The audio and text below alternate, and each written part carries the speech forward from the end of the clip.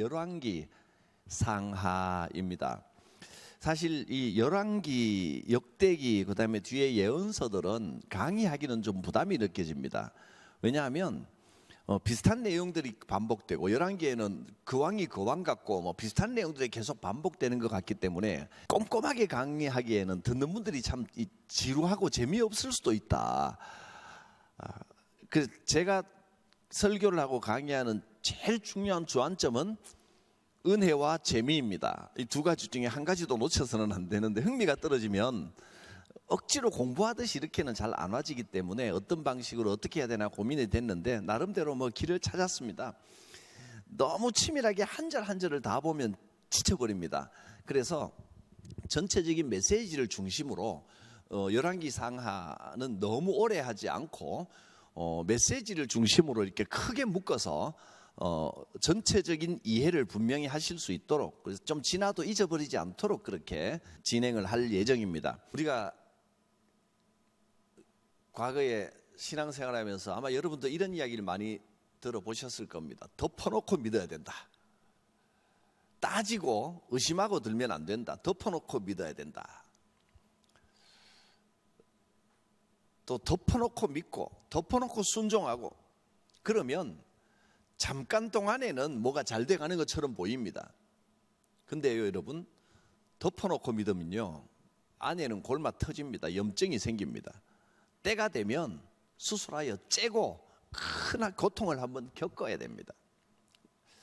한국교회의 제일 큰 문제가 뭐냐면 덮어놓고 믿는 겁니다. 이해하고 하나님의 뜻을 직접 알고 하나님께 직접 물어서 답을 얻고 이렇게 나가는 게 아니고, 목회자가 말하면 덮어놓고 순종해야 된다. 여러분, 저는 덮어놓고 순종하는 건 원치 않습니다. 이해하고 따라오는 게 좋습니다. 자발적으로 해야 됩니다. 억지로 되는 일은 없거든요. 때가 되면 반드시 곪습니다. 그래서 그동안에 한국교회에 굉장히 큰 부흥의 역사와 뜨거움이 있는 것 같았지만, 한편으로는 덮어놓고 믿어온 그 염증이 이제 골마 터질 때가 된 겁니다.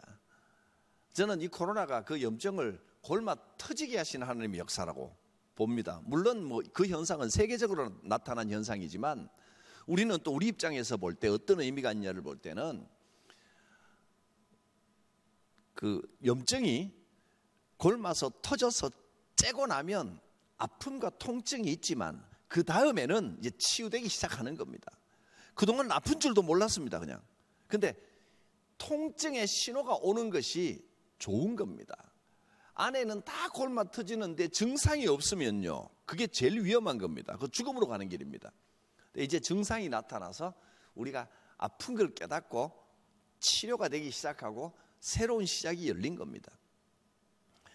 왜 이런 이야기를 하느냐 하면, 한국교회가 성경 신앙이 아니라 말씀에 열심히 있다고 하면서 물어보면 다 말씀에 자신 없어요. 그리고 공부 제대로 체계적으로 하는 분들이 없고, 그냥 설교에서 주워 들은 거, 주워 들은 게 끼워 맞춰지니까 이게 성경대로가 아니고 마치 무속신앙처럼 성경의 조각조각들을 가지고 와서 자기 나름대로 끼워 맞춰버리는 게, 그게 이단입니다. 너무너무 이단에 쉽게 빠지는 게 한국교회입니다. 한국교회가 신앙이 건강하지 못하고 자꾸 무속적으로 이상한 쪽으로 흘러가는 겁니다. 그런 증상들이 나타나는데, 그것을 이길 방법은 말씀으로 정면 승부하는 겁니다. 우리가 내 자신부터 말씀을 바로 배우고 말씀을 깨닫고 우리 교회부터 말씀의 기본을 잘 세워가면 이단에 빠질 일도 없고 그런 유혹에 빠질 일도 없습니다. 이단과 싸운다, 그래서 이단하고 자꾸 대놓고 말다툼해서 싸워와서 무슨 이득이 있겠습니까? 또 세상과 정치권이나 무슨 그 경제계와 교회가 정치권과 대놓고 맞상대하고 막 싸워서 무슨 득이 있겠습니까? 그렇게 싸워서 이기는 게 아니고요, 자꾸 무슨 법을 만드니 안 만드니, 교회가 말씀으로 싸워야지 법을 만드니 안 만드니, 데모하니 마니, 1인 시위를 하니 마니, 교회가 이걸로 싸울 겁니까? 말씀으로 싸워야 됩니다. 우리의 무기는 말씀밖에 없습니다. 그래서 내가 먼저 우리 교회가 말씀을 제대로 배우는 것이 이단을 이기는 최고의 길이고, 세상을 이기는, 즉 로마서 12장에서 말하는 선으로 악을 이기는 최고의 방법이 복음으로 돌아가고 말씀으로 돌아가는 겁니다. 이 수요 사경회가 말씀 회복의 뿌리가 될 수 있길 바랍니다. 성경을 읽을 때 제일 먼저 생각해야 될 것이 무엇일까요? 자료에 그렇게 적어놨습니다. 오늘 첫 번째 생각해 볼 것이 성경 읽을 때 제일 먼저 생각해야 될 것, 책의 성격입니다. 이 책이 어떤 책인지를 알고 책을 읽어야 되는데, 소설책을 가지고 역사책처럼 읽어버리면 어떻게 되겠습니까? 시를 과학서적처럼 읽어버리면 어떻게 되겠습니까? 이상한 현상이 나타나는 겁니다. 뒤죽박죽이 되는 겁니다. 그런데 우리가 지금 성경을 그렇게 읽고 있단 말이에요. 성경이라고 하니까 그냥 성경은 다 똑같은 성경이다. 성경은요, 수많은 역사를 통해서 1600년의 역사를 통해서 온갖 저자들이, 수많은 저자들이, 각기각층의 사람들이 기록한 책들이 모여진 겁니다. 근데 성령님이 기록하게 하셨다 하는 말로 책의 성격은 생각하지 않고 무조건 이건 계시의 말씀이다 이렇게 읽어버리면, 그러니까 이단들이 자꾸 나타나는 겁니다. 시인지 소설인지 역사책인지 아니면 노래인지 수필인지 이 성격을 먼저 알고 읽어야 된단 말이에요. 일반적인 책의 성격들, 종류 또는 장르의 자료에다가 이렇게 실어놨죠. 우리가 일반적으로 생각할 수 있는 건 시가 있고, 또 노래가 있고, 일반 문학입니다. 또 역사가 있고, 소설이 있고. 역사하고 소설하고는 완전히 다르죠. 소설은 있을 법한 이야기를 지어낸 거고, 이게 실제로 있었던 이야기입니다. 그 다음에 또 수필도 있고, 에세이, 뭐 이런 데 또 논문도 있겠고, 뭐 등등 여러 가지가 있겠죠. 이게 이제 일반 장르입니다. 근데 성경이 일반 장르도 있고요, 이런 내용들도 성경에 다양하게 섞여 있고, 성경에만 있는 특수 장르가 있습니다. 자료에 나와 있습니다. 첫째, 율법입니다. 하나님의 법을 주신 것. 이스라엘 백성들은 이것이 하나님의 계시의 가장 기본이라고 생각합니다. 제일 중요하다고 생각합니다. 하나님이 직접 이렇게 하라 하고 주신 법이니까. 그렇죠?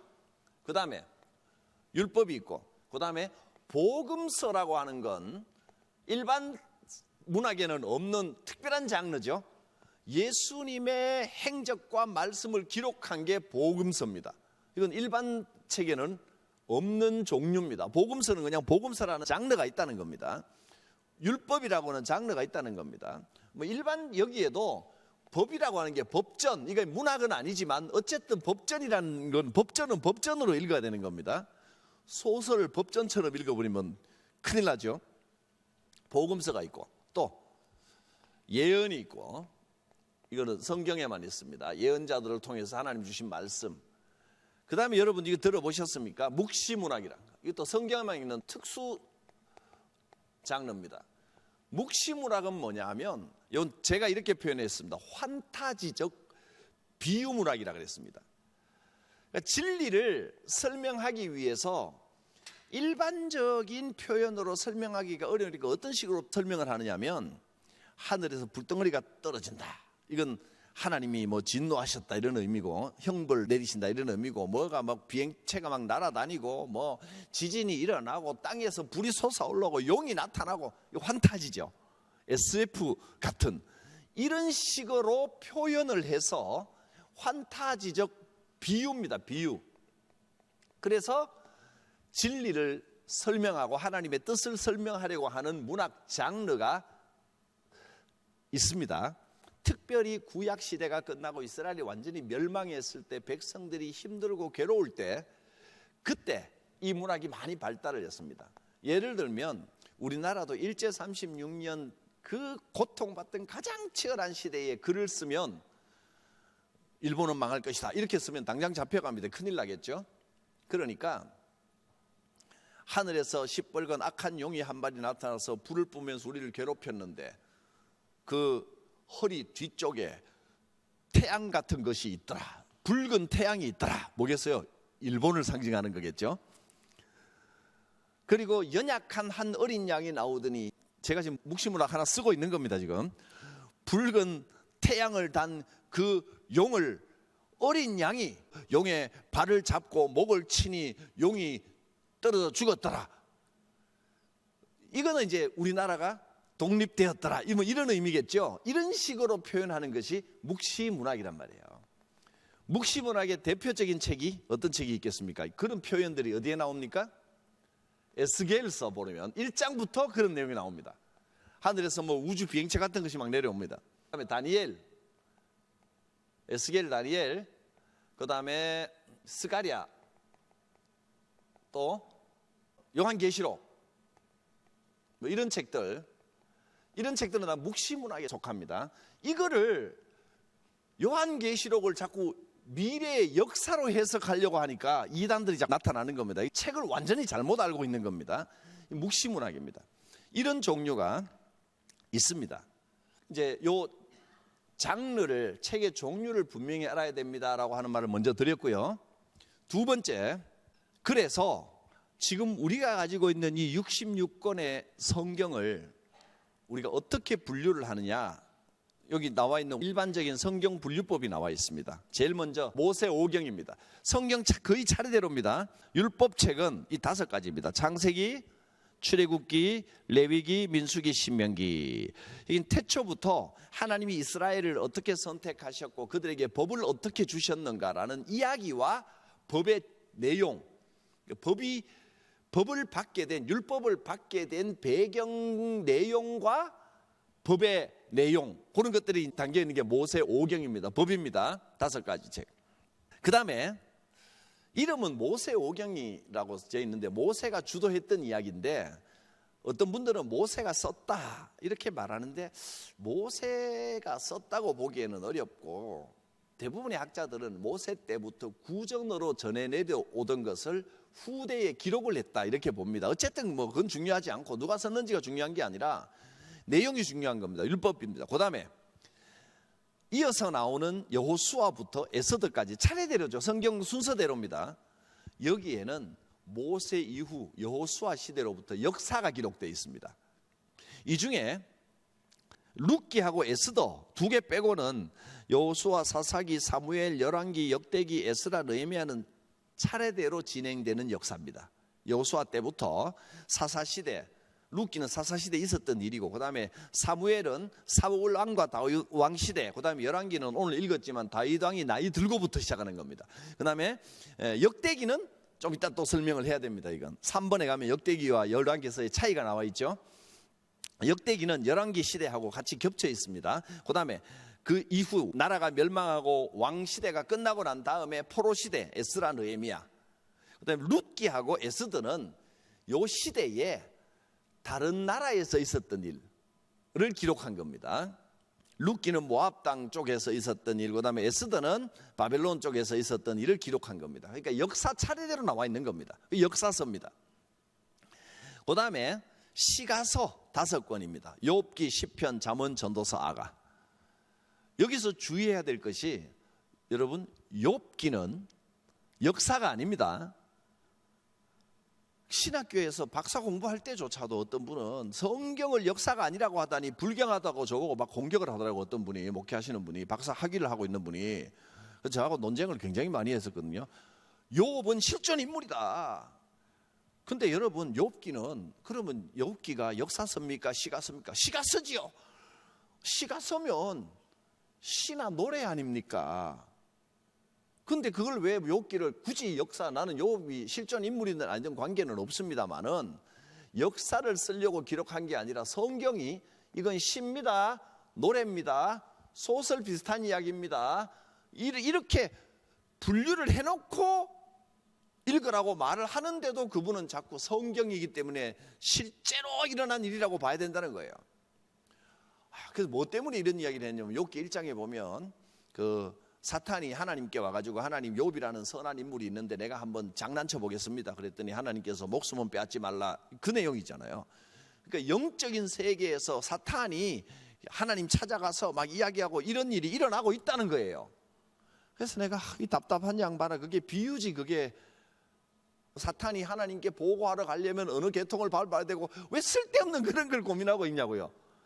그거는 시나 노래이기 때문에 이거를 실제로 생각하고 보면 큰일 난다. 욥기는 시가 씁니다, 여러분. 그리고 시편의 표현들은 실제로 시편이 뭐 하늘에 하나님이 하늘의 궁창을 여셨다고, 하늘에 궁창이 있구나, 어떻게 생겼지, 이걸 과학적으로 연구하려고 그러면 안 된다는 겁니다. 시입니다. 그 다음에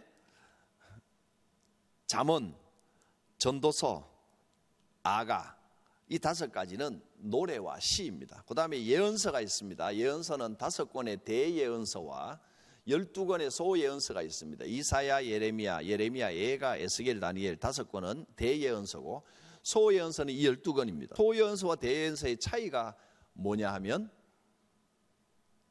대예언서의 예언자들이 훌륭하거나 위대하기 때문이 아니고 책이 좀 더 두꺼워서 대예언서입니다. 소예언서는 비교적 책이 얇아서 소예언서입니다. 소예언자라고 해서 비중이 적은 게 아닙니다. 그런데 얇은데도 대예언서에 들어가 있는 책이 하나 있습니다. 뭘까요? 예레미야 애가입니다. 이거는 그냥 예레미야가 대예언자이기 때문에 예레미야가 눈물을 흘리면서 쓴, 똑같은 예레미야가 쓴 책이기 때문에 대예언서로 같이 간 겁니다. 이렇게 우리는 분류를 합니다. 그런데 유대인들은 성경을 우리와 좀 다르게 분류합니다. 이렇게 분류합니다. 유대인의 성경 분류를 여기 써놨습니다. 타나크라고 말합니다. 유대인들은 율법을 토라, 이게 히브리 말로 율법이라는 뜻입니다. 토라. 그 다음에 예언서를 느비임이라고 말합니다. 영어 쓴 게 아니라 EL이 아니라 한글 쓴 겁니다. 티읕 니은입니다. 그 다음에 예언서를 케투빔이라 이렇게 부릅니다. 그래서 타나크가 되는 겁니다. 요 3개, 율법, 예언, 기타 등등. 이해하셨습니까? 율법, 예언, 기타 등. 이 분류가 왜 이걸 유대인들의 분류하는 걸 꼭 알아야 되느냐? 성경을 이해하는 데 굉장히 중요하기 때문입니다. 타나크로 분류를 하는데, 토라는 똑같습니다. 모세오경, 창세기, 출애굽기, 레위기, 민수기, 신명기가 우리 일반 분류와 똑같습니다. 근데 예언서부터, 느비임부터 달라집니다. 여기 자료에 보시면 예언서는 여호수아가 역사서가 아니라 예언서입니다. 여호수아가 가나안을 점령하고 이 이야기가 역사 같은데 유대인들은 이걸 예언이라고 보는 겁니다. 왜냐하면 여러분 보세요. 이스라엘 민족의 역사를 통해서 하나님이 이끌어 가시는 역사 자체가 하나님의 예언이고 계시라는 뜻입니다. 인간 역사와 하나님의 일이 따로 떨어져 있는 것이 아니고 내 삶이 곧 하나님의 예언이라는 겁니다. 이스라엘 역사에 나타난 모든 하나님의 행적은 예언입니다. 그래서 여호수아, 사사기, 우리는 역사라고 부르는 것을 전부 예언이라고 말합니다. 여호수아, 사사기, 룻기는 빠졌습니다. 룻기는 기타 등등으로 들어갑니다. 사무엘, 열왕기. 근데 열왕기 다음에 비슷한 것 같은데 역대상하는, 역대기는 기타 등등으로 들어갑니다. 역사가 아닙니다. 예언이 아닙니다. 그러니까 이스라엘 사람들은 이걸 알겠죠. 역사하고 예언하고 따로 나누질 않습니다. 역사 자체가 곧 예언이고 예언 자체가 곧 역사입니다. 이게 핵심입니다. 우리가 분류하는 것은, 우리는 역사라는 것과 역사와 하나님의 뜻이 다르게 나눠져 있다고 생각을 하는데, 이스라엘 사람들은 인간의 역사와 우리가 살아가는 삶 자체가 곧 하나님의 계시다, 예언이다, 이 생각이 딱 박혀 있는 거예요. 그래서 모든 역사가 예언입니다. 여호수아, 사사기, 사무엘, 열왕기, 그 다음에 이사야는 진짜 예언서죠.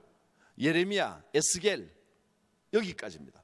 다니엘서는 또 기타 등등으로, 다니엘서는 여기 안 들어갑니다. 다니엘서는 또 왜 기타 등등일까요? 우리는 다니엘서가 굉장한 예언서라고 생각하는데 이스라엘 사람들은 다니엘은 지나치게 현실감과 현실의 역사의 이야기가 별로 없는 완전한 심한 묵시문학이라는 겁니다. 다니엘서는. 다니엘서 읽어보면 완전히 묵시적이에요. 그래서 요한계시록이나 다니엘이나 이 책들은 뭐 12예언서, 스가랴나 이런 책들은 이제 유대인들은 좀 더 예언서로 인정을 하는데 다니엘서나 요한계시록은요 토라와 느빔에 비하면 오히려 예언적인 성격이 떨어진다고 보는 거예요. 다니엘서, 요한계시록을 우리는 예언서라, 신약의 예언서라고 보는데 저는 이 요한계시록은 예언서가 아니라고 봅니다. 유대인들의 이 분류법에 의하면 그렇습니다. 묵시문학입니다. 묵시문학에 대한 이해가 없기 때문에 알듯 말듯 알쏭달쏭하면 이게 예언인가 보다 이렇게 생각을 해버리는 거예요. 요한계시록은 전에도 대강 강해를 좀 했었는데 아무튼 나중에 또 할 기회가 있겠지만 너무 여기에 집중하지 마시기 바랍니다. 우리가 모르는 이상한 표현들 나타나는데 너무 집중해서 그것이 무슨 말세에 대한 징조라거나 그거 굉장히 위험한 겁니다. 그거는 책을 잘못 이해하고 있는 겁니다. 오늘 묵시문학이라는 거 하나 이것만이라도 분명히 기억하십시오. 이건 오히려 예언서에 들어가는 게 아니라 기타 등등에 들어가는 겁니다. 묵시문학은. 자, 그 다음에 12소예언서는 다 예언서로 들어갑니다. 유대인들도. 그 다음에 케투빔 그 외의 책들 룻기, 역다기, 에스라, 느헤미야. 에스라 갈로 열고 느헤미야는 왜 이렇게 났냐면 원래 에스라, 느헤미야도 같은 책이었습니다. 나중에 분리가 된 겁니다. 열왕기 상하 원래 같은 책이었고 역대 상하 그냥 역대기 같은 책이었고 에스라, 느헤미야도 같은 책이었습니다. 이런 책들이 있습니다. 자, 그 다음에 역대기하고 열왕기는 어떤 차이가 있느냐 1, 2, 3, 4 제가 명확하게 적어놨으니까 어렵지 않으리라고 생각됩니다. 자, 읽겠습니다. 열왕기는 많은 분들이 예레미야가 기록했을 것이다 이렇게 생각을 하는 분들이 많습니다. 그래서 예레미야는 언제 사람입니까? 이스라엘이 멸망하기 직전에 있었던 사람입니다. 멸망하기 전에. 그러면 이 책을 쓴 목적이 이겁니다. 괄호 안에 멸망기에 기록했고 여러분 불순종을 회개하십시오. 정결한 신앙을 회복하십시오. 이 열왕기서를 쓴 목적이 이겁니다. 불순종을 회개하고 죄악을 회개하고 다시 돌아오라. 하나님께로 돌아오십시오. 이런 목적으로 썼습니다. 그런데 역대기는 밑에 좀 보면 좀 다릅니다. 역대기는 에스라가 이건 나라가 완전히 망하고 난 다음에 포로로 잡혀가 있는 상태에서 쓴 거예요. 그러면 포로 시대에는 무슨 말을 하겠습니까? 이해를 하셔야 됩니다. 그 심정이 어떻겠습니까? 백성들이 포로가 돼가지고 이제 우리는 끝났다, 완전히 망했다, 우리는 버림받았다 이러고 있을 때 열왕기하고 정반대입니다. 여러분, 우리 민족은 그런 민족이 아닙니다. 지금 비록 포로가 돼 있지만 하나님께서 택하셔서 여기까지 온 민족입니다. 민족의 자부심을 가지십시오. 우리 민족 대단한 민족입니다. 지금은 이 모양 이 꼴이라도 반드시 회복됩니다. 여러분 힘내세요. 이런 위로의 말이란 말이죠. 그러니까 역대기는 완전히 실망해 있는 이들에게 힘내세요라고 힘주기 위하여 자부심을 주려고 기록한 책이고 이걸 알고 읽으면 이제 말씀들이 그래서 이렇게 적었구나 눈에 들어오기 시작할 겁니다. 열왕기는 잘못한 사람들을 보고 잘못하고 있으면서도 자기들이 잘하고 있는 줄 아는 사람들을 보고 당신들 잘못하고 있어 회개하시오를 외치는 게 열왕기입니다. 정반대지요. 그래서 열왕기는요 이 네 가지 특징이 있습니다. 첫째, 신명기적 관점입니다. 신명기적 관점이라는 말 앞으로 많이 나올 겁니다. 어려운 말처럼 보이지만 이것은 하나님은 언제나 옳으시고 하나님이 정의로우시다. 이게 신정론입니다. 하나님께서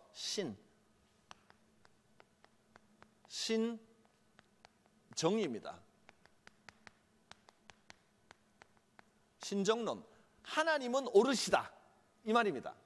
하나님은 공의로우시다. 하나님은 정의로 심판하신다. 이게 신정론입니다. 그런 관점에서 하나님은 언제나 옳으시다. 반드시 응답하신다.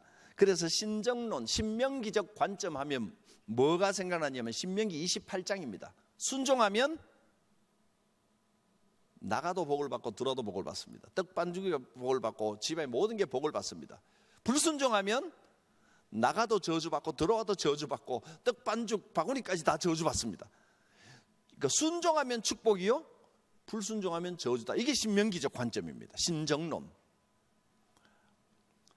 근데 역대기는 어떻습니까? 제사장적 관점입니다. 하나님께서 우리 민족을 제사장 민족으로 택하셨다. 민족의 전통이 있다. 반드시 회복된다. 이게 역대기입니다. 차이를 좀 아시겠습니까? 그 다음에 그래서 내용을 보면요, 열왕기는 남왕국, 북왕국을 골고루 다 기록을 해놓습니다. 남왕국의 잘못된 점, 북왕국의 잘못된 점, 비교적 잘했다가도 나쁜 점, 뭐 이렇게 남북 왕국을 다 기록을 해놨고요. 그 다음에 예언자 기록이 많습니다. 아합 왕과 엘리야의 대결, 열왕기에 나옵니다. 상세하게 기록을 해놨습니다. 근데 역대기는 주로 남왕국 역사를 기록해놨습니다. 왜? 남왕국이 다윗 왕, 솔로몬 왕의 아들, 그 전통성을 갖고 있기 때문에 보아라, 하나님의 전통이 이렇게 흐르고 있다, 이렇게 우리는 잘한 왕들이 많다, 이걸 말하고 싶은 거예요. 북왕국은 하나님을 잊어버리고 딴 길로 간 역사가 많았기 때문에 역대기는 지금 민족적 자존심을 말하는 거 아니에요. 우리 잘하고 있단 말이지, 힘내라 말이지. 그러려면 남왕국을 주로 기록을 하는 겁니다. 그 다음에 3번 시작점을 보면 열왕기는요 쭉 이어져 가는 겁니다. 다윗이 나이 많아 늙음에 우리 역사가 이렇게 진행됩니다. 다윗 왕이 늙은 것부터 시작됩니다. 근데 역대기는 아담부터 시작합니다. 왜요? 아담부터 시작해야죠. 하나님의 우리 민족을 택하신 역사를 이야기하려니까. 역대기 1장을 넘겨서 잠깐 한번 살펴보시겠어요? 이렇게 시작합니다. 역대상 1장 1절 아담, 셋, 에노스, 게난, 여기서 시작합니다. 노아, 이렇게 쭉 진행이 됩니다. 아담으로부터 시작합니다. 그리고 끝나는 것도 열왕기서는요 이스라엘의 마지막 왕들, 완전히 예루살렘이 멸망하고 왕이 포로로 잡혀가고 왕이 눈이 뽑혀지는 일을 당하고 여기서 끝나버립니다. 봐라, 죄 지으니까 멸망하지 않느냐 이겁니다. 열왕기는. 그래서 역대기는 여기까지 기록을 하고 제일 마지막에 하나 더 붙입니다. 어디서 끝나느냐면 나중 일인데도 고레스 왕이 포로들을 다시 돌아가라고 하셨다. 어떻습니까? 소망이 선포되는 겁니다. 이제 새로운 시작이 열릴 것이다 라고 딱 끝을 냅니다. 이해하셨습니까? 지금까지 무슨 이야기를 했냐면 책의 종류, 장르를 잘 보시고 읽어야 된다. 그 다음에 예언과 역사와의 관계입니다. 역사는 역사, 예언은 예언인데 그러나 실제로 이 역사 속에 하나님의 예언이 들어있다. 이 말씀을 지금 드린 겁니다. 그래서 열왕기서는 예언서에 속합니다. 우리가 역사를 쓸 때는 이런 말을 많이 하잖아요. 사관. 어떤 관점에서 역사를 쓰느냐에 따라 역사는 완전히 다르게 기록이 될 수가 있습니다. 어느 관점에서 표현하느냐에 따라 똑같은 사실도 완전히 다르게 표현이 될 수 있단 말이죠. 사관이 중요한데 역대기는 사실 자체를 그대로 묘사하는 데 힘을 많이 썼습니다. 그러니까 이 역대기의 역사는 예언이 빠져 있다고 보는 겁니다. 그냥 역사라는 거예요.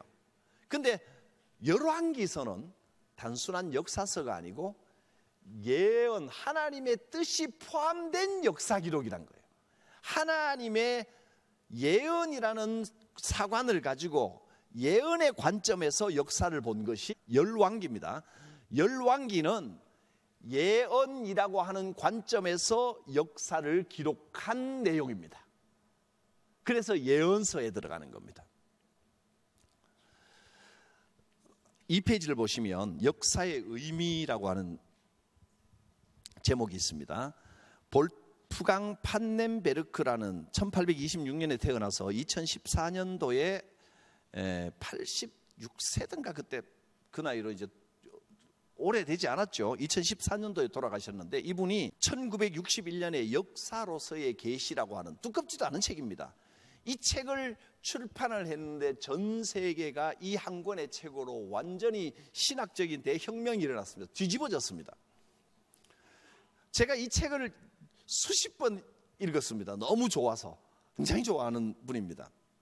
여기에는 어떤 내용이 나와 있냐면 다 빼서 한 줄로만 정리하면 이겁니다. 이스라엘의 하나님은 역사의 신이시다. 역사와 예언은 따로 나누어지는 게 아니고 역사 속에 하나님의 예언이 드러나 있다는 거예요. 그래서 하나님이 직접 인간의 역사에 개입해가지고 막 좌지우지 하시는 일은 없다. 딱 한 번 예수 그리스도 단유래적 사건 외에는 하나님은 역사에 직접 개입하시는 신이 아니다. 역사를 통해서 계시하신다. 그 내용이 역사로서의 계시의 주된 내용입니다. 전 세계가 여기에 주목하면서 아, 그렇구나. 역사와 예언은 나눠지는 게 아니구나. 역사가 곧 예언일 수도 있겠구나. 이걸 나타내 주는 게 열왕기서란 말이에요. 열왕기서의 내용 1장 2장입니다. 1장 2장에는 한마디로 솔로몬하고 아도니아의 이야기입니다. 솔로몬은 아시다시피 다윗이 범죄하여 낳은 아들입니다. 아도니아는 반란을 일으켰던 압살롬의 동생입니다. 이 압살롬, 아도니아 이 형제들의 어머니 쪽이 DNA가 좋은가 봐요. 머리 좋고 키 크고 잘생기고 용모 출중하고 똑똑하고 아주 모든 걸 다 가졌습니다. 태생부터. 그에 비해 솔로몬은 제가 안 봤지만 글쎄요, 이 아도니아에 비하면 많이 떨어졌던 것 같습니다. 자, 내용을 한번 보겠습니다. 1장. 제가 성경을 다 읽지 않고 이 내용, 성경 내용을 정리한 거니까 1장 1절에서 4절 다윗이 늙었다 그랬습니다. 늙어서 이제 몸이 안 따뜻하고 그랬습니다. 두 번째, 아도니아 압살롬의 동생이 그러니까 자기가 왕이 되려고 합니다. 그래서 다윗 왕 때 공을 많이 세웠던 두 사람 요압, 아비아달 이 사람들을 자기 편으로 끌어들이고 이 사람들이 아도니아를 왕으로 추대하는데 합류합니다. 이건 뭐 반란은 아닙니다. 다윗이 이제 나이 늙었으니까 다윗 다음으로 자기가 왕위 계승을 노리는 겁니다. 근데 하나님의 뜻은 솔로몬이 왕이 되게 하는 데 있었단 말이에요. 솔로몬이 왕이 됩니다. 왜냐하면 솔로몬은 인간적으로는 부족한 게 많아도 다윗이 지목한 정통성 있는 왕이기 때문입니다. 네 번째, 아도니아가 왕이 되려고 하다가 이제 못 됐으니까 자기가 거의 왕 된 거나 다름없이 막 자기가 이제 내가 왕이 된다고 선포하고 막 했는데 솔로몬이 왕이 돼 버리니까 자기가 죽게 되었단 말이죠. 그때 목숨을 살리려고 성전에 가서 성전 제단 뿔을 잡고 있으면 잡고 있는 상태에서는 죽이지 못하게 법에 되어 있습니다. 그래서 끌어내려서 죽여야 되는데 솔로몬이 용서합니다. 됐다, 내려오너라. 살려줄 테니까 다시는 왕 욕심 내지만 않겠다고 약속만 하면 죽이지 않겠습니다. 그랬더니 이제 내려왔습니다. 그래서 살아났습니다. 아도니아가. 그게 이제 1장입니다. 2장으로 넘어가면 다윗이 유언을 합니다. 그리고 죽습니다. 다윗의 유언의 내용이 이렇습니다.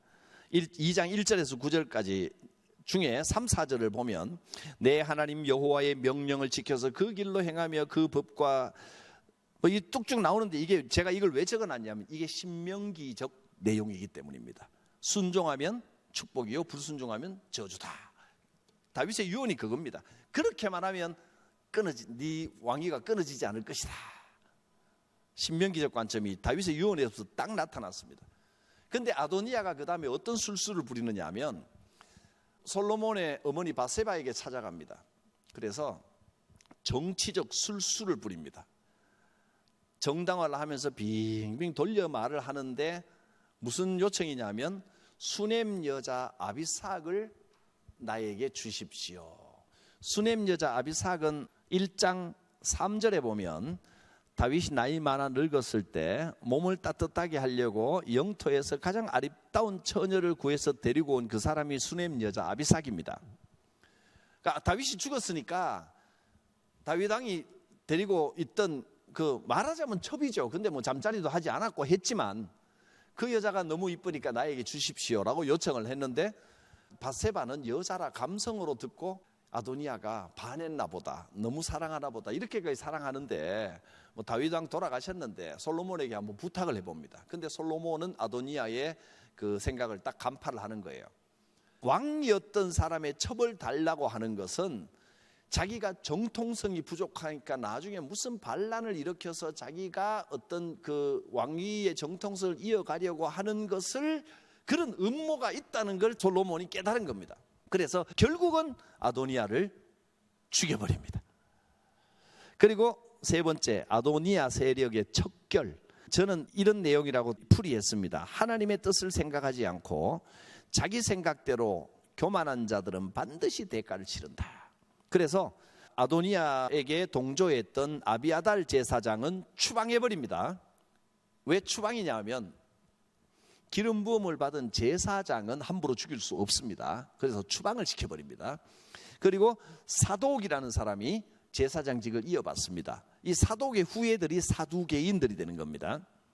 그 다음에 요압 대장군 처형해버리고 브나야를 대장군으로 임명합니다. 그리고 협력자 시므이 처형합니다. 이 시므이가 다윗 때부터 깐죽깐죽거리더니 결국은 죽습니다.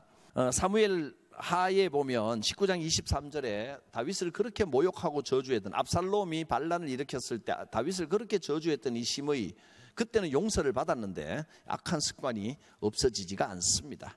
그런 내용이 1장 2장에 나왔습니다. 오늘 2장까지 했습니다. 이런 내용들로 사무엘 상이 이루어져 있습니다. 1, 2장은 솔로몬의 왕이 되는 내용, 그리고 3장에서 10장까지는 성전 건축하는 내용, 솔로몬의 번영. 근데 11장에 가면 솔로몬이 타락을 해버리고 12장부터 14장까지는 남북 왕국이 분열됩니다. 그 다음에 여러 왕들, 남북 7왕의 통치가 나오고, 그 다음에 엘리야와 아합 왕의 대결. 이것이 이제 열왕기 상의 내용입니다. 1, 2장의 메시지, 제가 제목만 읽을 테니까 나머지 여러분이 읽어보시면 되겠습니다. 첫째, 축복과 저주의 기준은 순종이다. 순종하면 축복, 불순종하면 저주다. 두 번째, 모든 권세의 근원은 하나님이시다 하는 걸 알려줍니다. 솔로몬은 인간적인 조건으로 보자면 왕이 되기에는 어려운 인물이었습니다. 다윗의 11번째 아들이고 첫 번째 아들이 아닙니다. 그리고 다윗이 우리아를 죽이고 빼앗아서 아내로 삼은 바세바의 소생입니다. 죄악의 출생입니다. 그에 반해 아도니아는 당시 생존해 있던 다윗의 아들들 중에 장자였고 체형이 준수하였고, 나아가 당시 이스라엘에서 강력한 영향력을 행사하고 있었던 요압과 아비아달의 지지를 받고 있었습니다. 그러나 다윗의 왕위를 계승한 것은 아도니아가 아니라 솔로몬이었습니다. 아도니아가 억지로 자기가 왕위 즉위식을 갖기는 했지만 왕위 계승은 성공하지 못했습니다. 왜 그럴까요? 마지막 단락, 이러한 결과, 마지막에서 두 번째, 이러한 결과는 하나님께서 이미 솔로몬을 다윗의 계승자로 선택했기 때문입니다. 하나님의 선택이 왠지는 모릅니다. 그러나 하나님이 하셨습니다. 로마서 13장 1절로 오늘 말씀을 마무리합니다. 권세는 하나님께로 나지 않음이 없나니 모든 권세는 다 하나님께서 정하신 바라. 모든 권세의 근원은 하나님이십니다. 이런 내용이었습니다. 거룩하신 하나님, 우리에게 영적인 지혜를 주셔서 성경을 통한 하나님의 계시를 깊이 알게 하시고 우리의 역사와 삶을 통하여 알려주시는 하나님의 뜻과 계시를 알게 하옵소서. 이 시간을 복되게 하시고 말씀과 친해지며 말씀이 꿀같이 느껴지는 시간이 되게 하옵소서. 우리 주 예수 그리스도의 구원의 은혜와 하나님의 사랑과 성령님의 도우심이 성도들 삶 가운데 함께 하옵시기를 축원하옵나이다. 아멘.